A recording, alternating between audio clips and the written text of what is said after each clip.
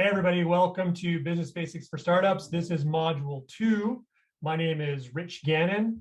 I am a business advisor with the Montana Small Business Development Center and the Great Falls Montana Development Authority.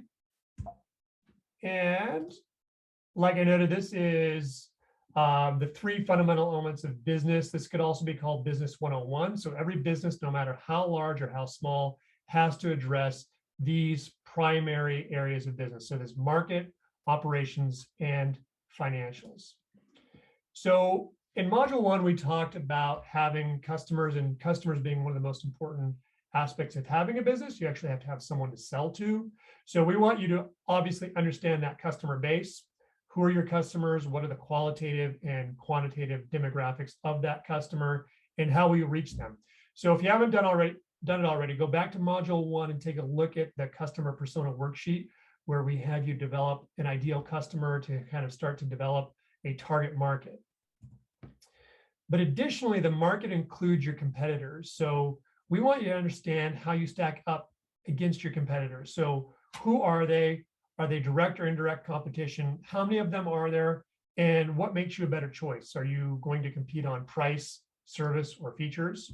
We developed a little competitor analysis worksheet. So it's attached on this web page. And what I'd like you to do is list yourself and 2 to 3 of your closest competitors. Go through this worksheet, give yourself a score on pricing, quality, and service. There's instructions here. And it's going to kind of grade you and see possibly how you stack up to your competition. Again, this will help you determine how you're going to position yourself against your competitors. In addition to understanding your customers, your competitors, part of the market also includes your industry. So we want you to understand your industry. What are the larger market trends that are happening in your industry? Is it growing or is it shrinking? And are there structural changes that are affecting what's happening in the industry as a whole? So technology is always a concern in business. How is technology affecting the industry you're entering into? On the operations side of things, this includes, not only the good or service that you're going to produce and deliver, but really everything else that goes on behind the scenes in order to get that good or service to the market. So things like entity and regulation and internal policies and procedures. So on the entity, regulation, taxation side of things, these are things like what type of legal entity are you going to form?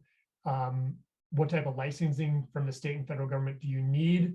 Or what type of licensing from your local jurisdiction do you need? We're going to get into this in a little bit more detail in a later module. Also includes things like taxes. What type of state, federal withholding taxes do you have to do? Workers' compensation and unemployment insurance, and then things like zoning, building permits, things like that. On the internal policies and procedures side of the operation, this includes things like money handling. So is the same person who is accepting cash deposits, or doing all your cash handling during the day, are they going to be doing cash deposits at night? You may want to set up a policy and procedure that separates those duties just to guard against things like embezzlement. Do you have an accounts payable policy and procedure? Are your customers allowed to pay 30, 60, or 90 days later?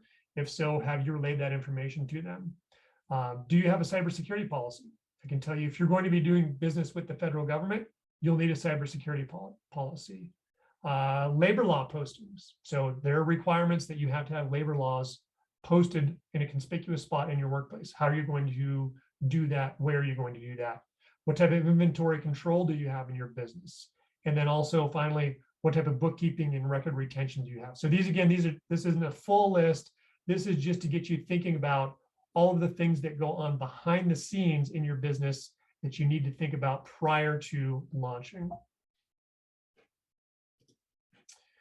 Finally, let's take a look at the financial documents a business uses to report and track progress.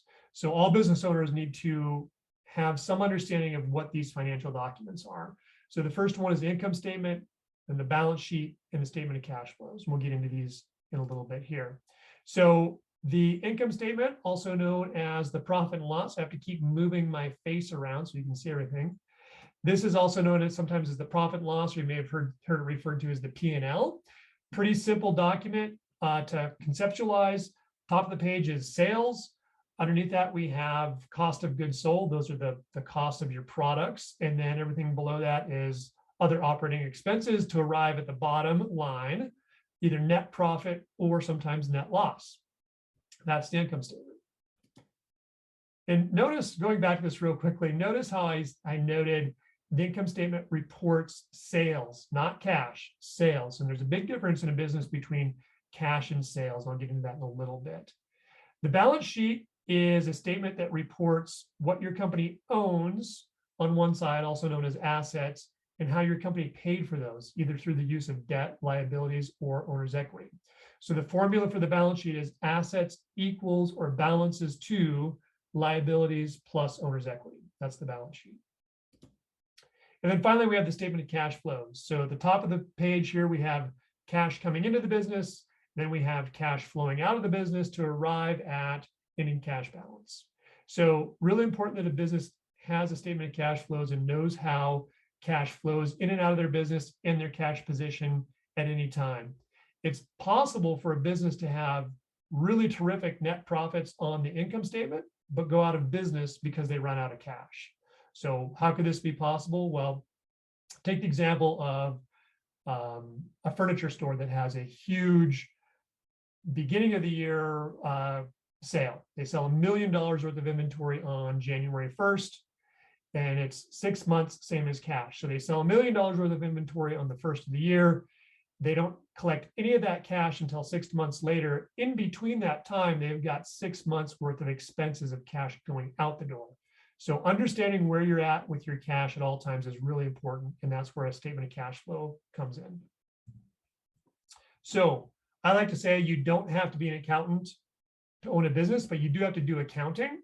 So we want you to choose a bookkeeping system, either QuickBooks, Quicken, something like that, and stay current with your business transactions. Businesses that do accounting well have a better chance of surviving. So in this statement, remember, every decision in a business has a financial impact, and a business owner cannot make good decisions without understanding the financial impact of that decision. So understanding how cash flows in and out of your business through use of the financial statements is really important. All right, that's it for Module 2. Thanks for joining us. Stick around and watch Modules 3 and 4. Thanks.